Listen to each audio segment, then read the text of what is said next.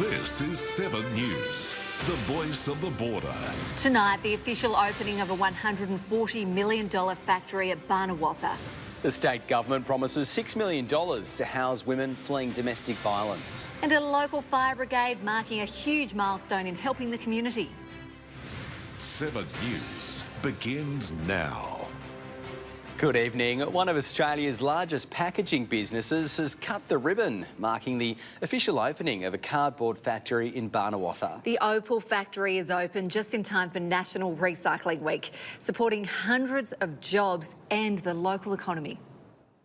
47,000 square metres of opportunity. And after nearly 2 years in the works, today marks official completion of our 140 million facility at Wodonga. From tomorrow, it'll be all systems go at the Wodonga Opal packaging facility. It'll be the 70th facility going up across Australia and New Zealand. Opal General Manager Chris Daly says selecting the border site was a no-brainer. The integration connection it has with our paper mills in New South Wales, at Botany and at Maryvale in Victoria. So it was just a logical fit. Mr Daly says the $140 million project will produce an estimated 100,000 tonnes of packaging materials. That's for local processors, even larger companies. And with solar panels overhead and water harvesting below, the state-of-the-art facility boasts the newest in processing technology, standing alone from the rest. One of the things that we are doing here that we're not doing elsewhere is we have a fully automated pizza line, which allows us to sort of run the pizza industry sector box, automate all the process. With more than 400 jobs filled, 76 of those have been plucked from the local workforce, even nabbing some from Opal's biggest competitor, Visy.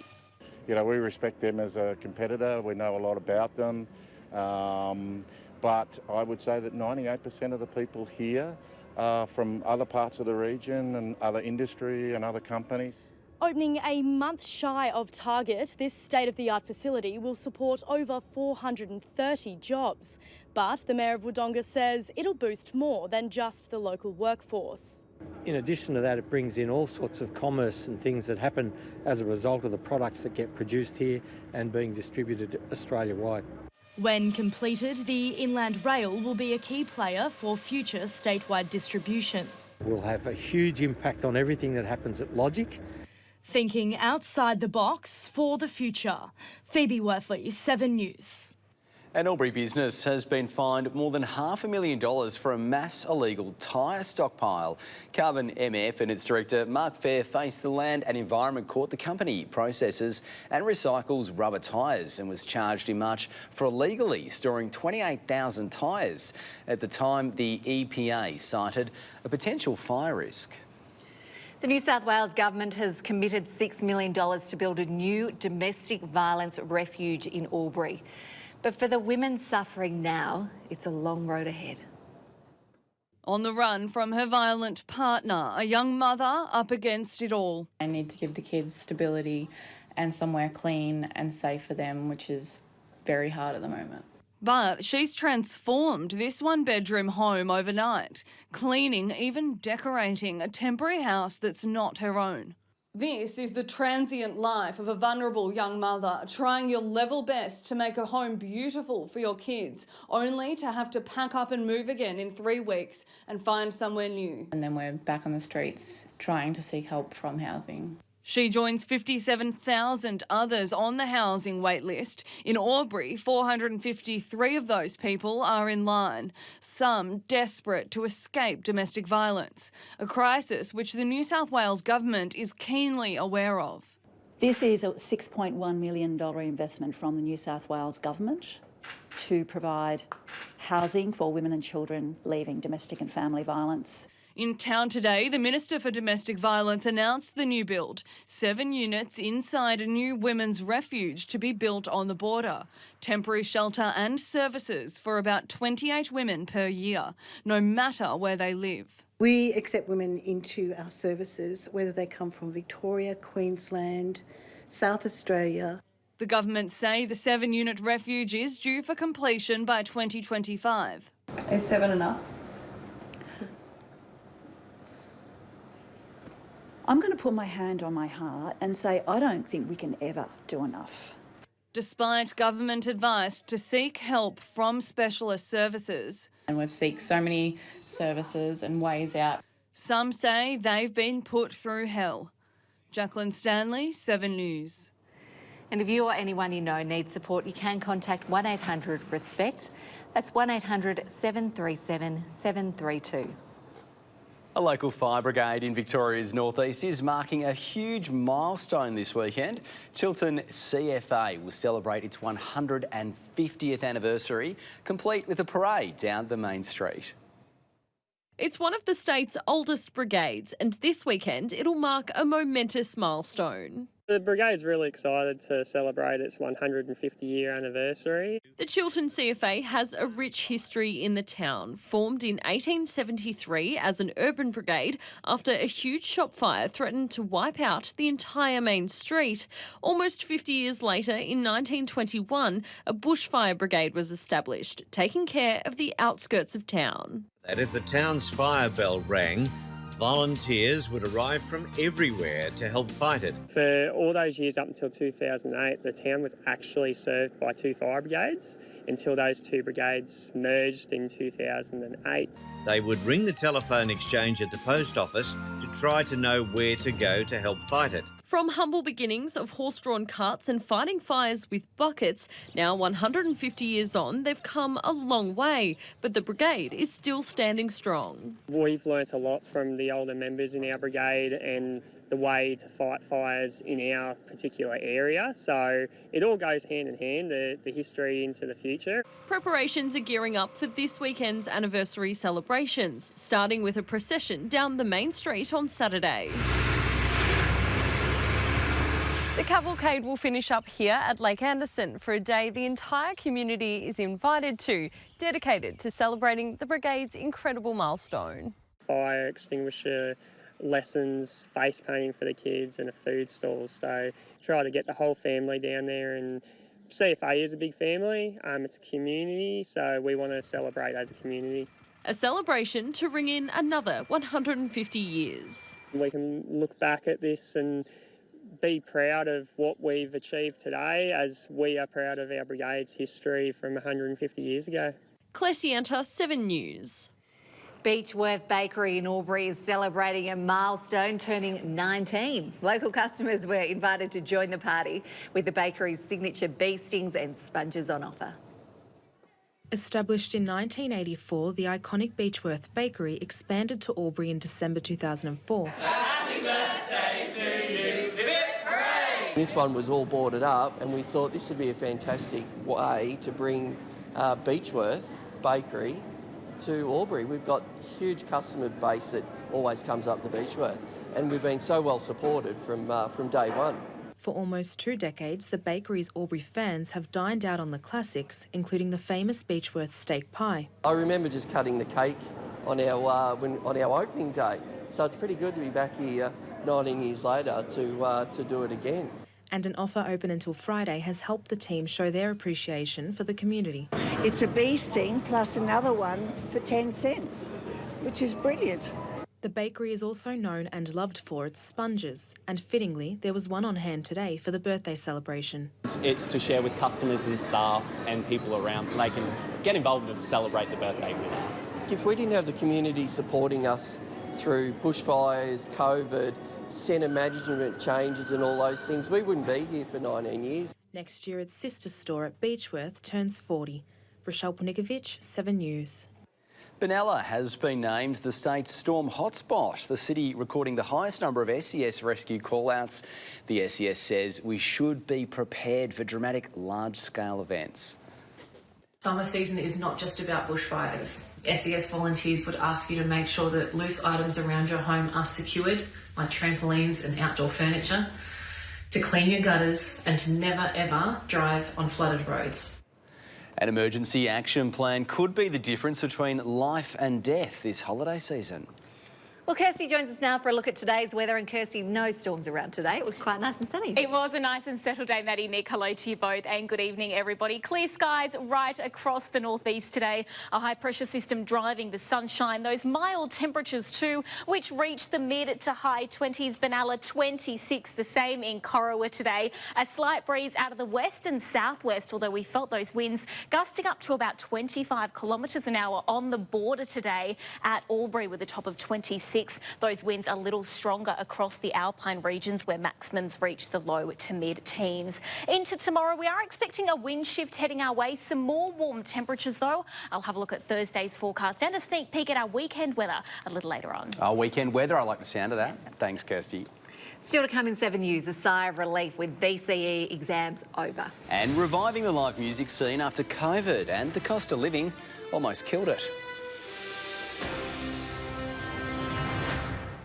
Welcome back. Year 12's south of the border heard pens down for the final time today as the BCE exams came to an end.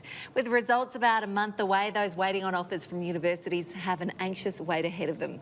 Experts say this period can bring up complex emotions for many Year 12 students.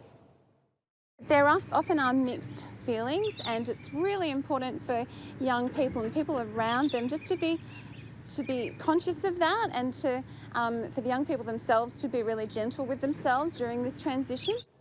The VCE results will be released on December 11. Sadly, New South Wales has lost half its live music venues over the past decade. Now, a government survey has been launched to determine the reasons behind it and hopefully revive what was once a thriving scene.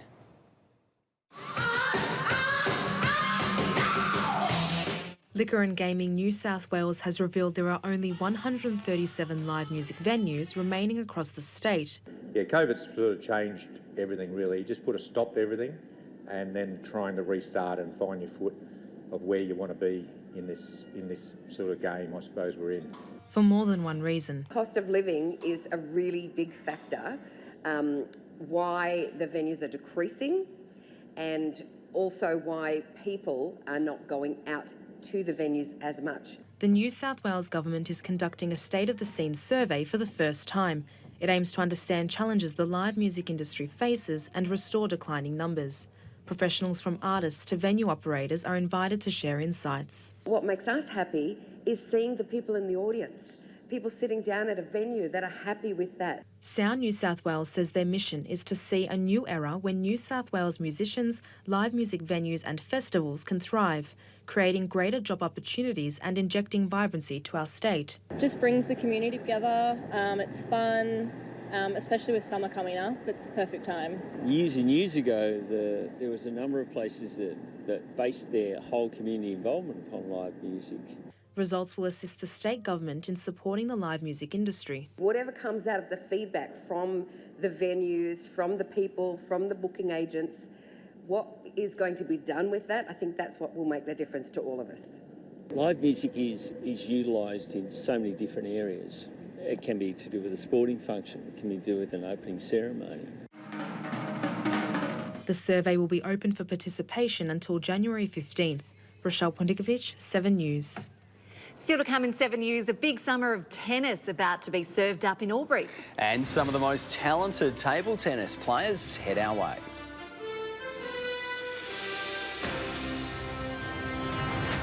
Welcome back. Just under a month remains for the region's best young talent to nominate for a prestigious award. Sports Albury-Wodonga Young Achiever nominations close on December the 10th. The award aims to uncover the next generation of local sporting stars. To be eligible, you must be between 16 and 21 years old and have represented your sport at a high level in 2023. Applications can be made via the Sport Albury-Wodonga Facebook page.